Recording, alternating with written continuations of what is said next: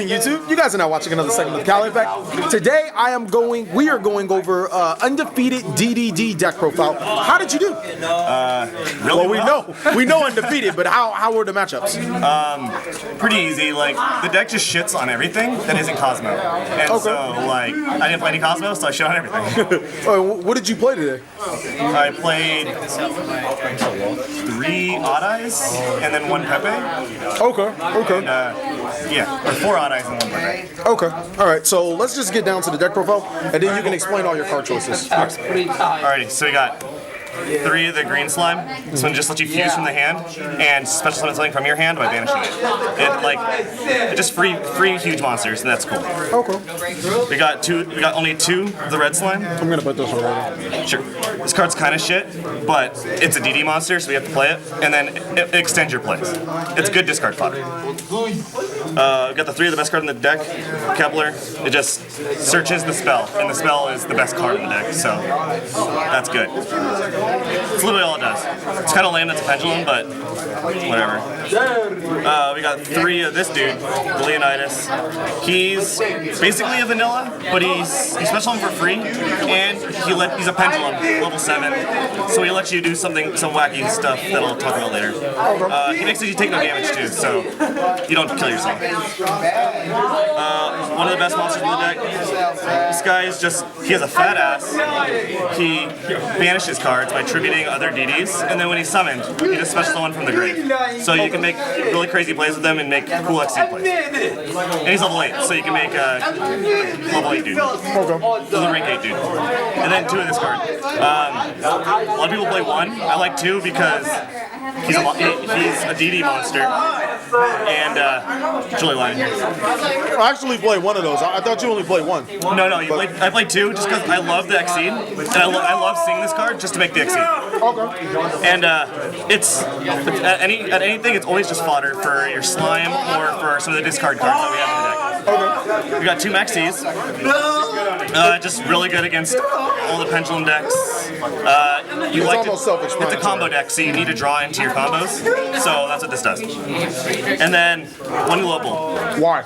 This card is fucking nuts. It's a level 1 tuner, so you can go into Omega, which goes really well with the yellow screen slime. Put it back in, or you can make Ignister.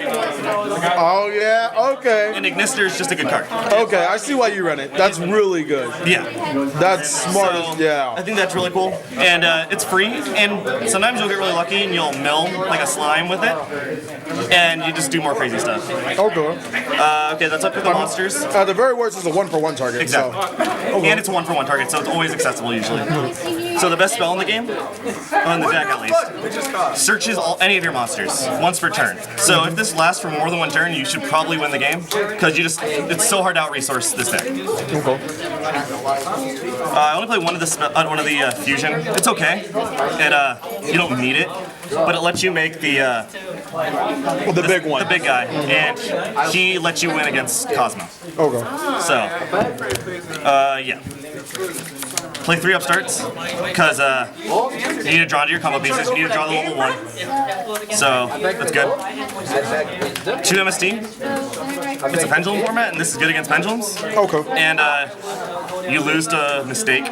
A lot of people like to argue that MST isn't a great card this format, and their argument is the only possible back row you can hit is Solemn Judgment, Vanity's Emptiness. Mystical Space Typhoon does hit pendulum cards, but it really doesn't help against the Pepe matchup. Obviously, you went undefeated in the Pepe matchup. How did you feel with Typhoon against him? I felt Typhoon was really good because you play this. I only made 1 today because I wanted to fit something else in. Okay. But like you play MST, their scales, they went in Wavering Eyes. It basically forces them to Wavering Eyes first, so you can Wavering Eyes. Okay. Or the other way around. And it also gets rid of there's like a Yang Zing player. I didn't want to deal with Mistake. So I mean, and it hits Vanities, which can shut you down. Okay. So it's just I just felt it was solid, and I wasn't like I didn't not need it. Okay. And then I played 1 Transmodify because the combo is nasty. Make some crazy plays with this shit. You use the You make You make the fusion, Oracle. you make the fusion, and then you modify it for level 8, which brings out the fusion. So it's a free it's monster. nasty. And then you can do some other stuff with it. I mean, I only played one because it's I don't know, you don't need one. Yeah. The one Regeki, because it's Regeki. 1 for 1, because you get the level 1, which searches you and you need that. Or you can get global, which is useful. Allure, because you want to draw into your level 1. And then here's the really interesting card, right? And we're playing 2 Master Team second. So they're all darks. You have a bunch of discard fodder like this dude. And Darklaw, I was hesitant. I thought Darklaw was kind of shit. But then, like, you chain this to people's Wavering Eyes. When they Wavering Eyes their stuff, they banish both their scales, and you banish a card from their hand when they search. Okay. So it stops, it makes them not want to do that. And then it just banishes like flush fires and stuff. And Okay. Pepe can't float. I'm assuming that won you a lot of matchups. This just won straight me up. so many matches. Okay. And it also lets you OTK harder because it adds another 24 beater. Yeah. And then that's it for spells. And for traps, I just play the 1 Vanities, the 1 Bottomless. I don't know how I feel about this card. It's okay sometimes. 1 Death Devi. Did that get there? When it went there, it went there. But sometimes it was like I just never draw. I drew it like twice. Okay. So but when you drew it, it was. When I drew it, it was sweet, but I never drew it. Okay. And then the 2 of the Trap Dark Contract. The Raigeki break. Yeah, this is literally a Regeki break once per turn by discarding a DD, this guy. And it also, what people forget, is it bumps all your DDs, or all your Fiends, 1,000 during your opponent's turn. So people just crash their shit into your stuff and just die. Yeah. And you can turn it in the battle fate and the damage step. So you can give your level 1, which is 2,000 attack. 2,000 attack instantly, and Farm Girl can't attack over that. Other stuff can't attack over it. It's kind of cool. Okay. All right. So Well, we're a little bit over half, so we're gonna kind of like speed through the rest of the stuff. Oh yeah, sure. All right, so for extra deck, level 8, I just play Ignister, Omega, and then this guy. I don't know. I wanted another rank. I wanted a big guy. Did you summon it? Yeah. Did it? No, I literally just summoned it as a 3K beater Oh, okay. All right. to make game. All right. So fusions, we got the The Fusion's got 3 of the Oracles because it's really good. 2 Darklaw because it's Darklaw, and I play 2 of the other thing. This guy he's not that good, but he makes OTKs really hard, and he gets over problem monsters because he just like takes them. All right. Exceeds. I have this guy. He's like a soul charge for all your dudes if he were to die, and then he searches for your spells, which are cool. Okay. And I just like making him because he floats. How many times did you summon him? Almost once a match at least. Oh, okay. Okay. This guy, I only summoned him once maybe. He's not very good, but like he has a cowboy effect, and he just overlays on this, so he's free. Okay. Then Big Eye, he's really good. How many monsters? Exactly were you taking with Big Eye? I didn't take anything today. I actually never made it. But I've stuff I've taken. I've taken Ignisters. I've taken just random stuff to make OTK happen. So you figure in this format it's still viable. Yeah, I mean I can't target Forerunner, but who cares? Okay. All right. This guy, because a nasty. lot of your games you'll leave them with 7,500 or 7,700 or 7,800, and so you do this, and they can't play the game. This because it's a good just sit on, and it pops scales in back row, And it's $11. and it was $11. And then this guy. Oh my God, he's good. This guy's a nut. The nuts. Like he doesn't. He's good. He Dankos everything, and then he heavy storms everything. And like I make him easy, like super easy. I don't need X-Waves the universe. So there's no reason not to play it. So what did you play for side? All right, this side's really bad, but this is what I threw together. Okay. 3 of this because I can't play Imperial Iron Wall, but I didn't want to lose to Infernoids. Okay. I didn't drew it against them, but I still beat them. So whatever. The 2 other Wavering Eyes because it wins like tons of games. The last MST just for back rows, I guess. 2 of the Trap Stun. Yeah. This card's searchable, so I was considering playing only 1, but I don't know. It's Trap Stun. It's really good.